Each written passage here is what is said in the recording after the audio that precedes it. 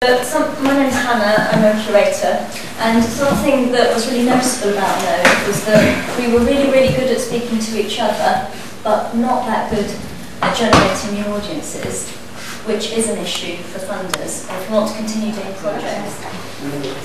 NODE was marketed as an audience-raising exercise, but we were really good at finding each other, but we weren't really good at getting to new audiences.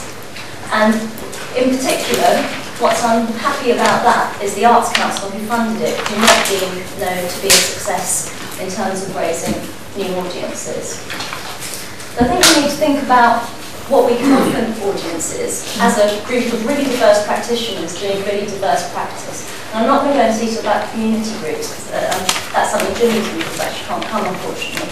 But I do think that the sort of projects we offer are really rich. There's a lot of cross-disciplinarity, there's a lot of innovation, there's a lot of new stuff, there's a lot of art as well. And the question is, do we want to court new audiences? So I'm not coming in here and saying NODE has failed because it didn't get new audiences. I'm saying it didn't achieve its funders' objectives, but now that there's a collective group of people doing projects, does that group of people, or do some parts of that group of people, want to attract new audiences? And I think that's a question I'm not going to answer, but we have to ask ourselves. We've got lots of different organisations, lots of different practitioners, and there are lots of different potential target audience groups. So amongst the ones that are listed, the subject matter specialists who are us, I think NODE.London was excellent at targeting us and bringing us together. Community groups and other participant groups. Jimmy mentioned that some community groups were mentioned in catalogues or projects associated with or promoted as NODE. But as far as they're concerned, NODE didn't mean anything to those groups, and that was something she was going to look at, but I think that's an important issue. There's arts audiences, geek audiences, family audiences, culturally active independent adults who wouldn't necessarily say that they're art people, but they're interested in this because it's a cultural activity. And these are all groups that need to be spoken to in different languages, really, and courted in different ways. So I think we suffered from an insufficient knowledge and target of our specific audiences.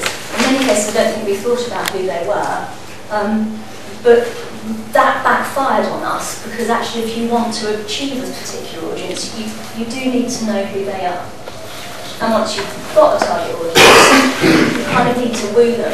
And it's the whole thing of speaking to people in the language which they can hear you, really. It's using languages and channels they understand and are familiar with.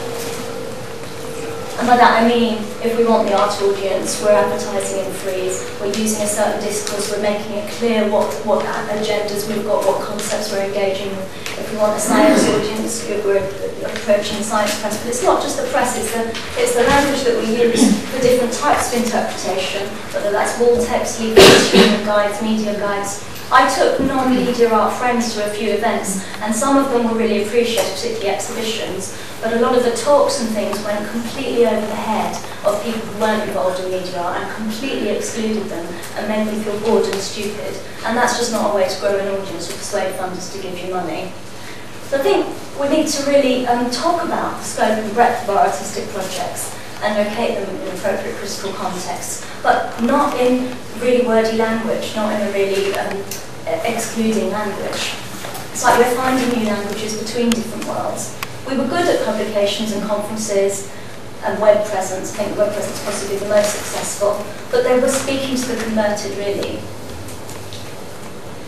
Audiences need to feel welcome and involved, and they do want us to come, particularly as a lot of NODE activities were in quite small out-of-the-way places, or they were sometimes paid events. If you paid £7 for a talk, you don't really want to sit there being bored and patronise.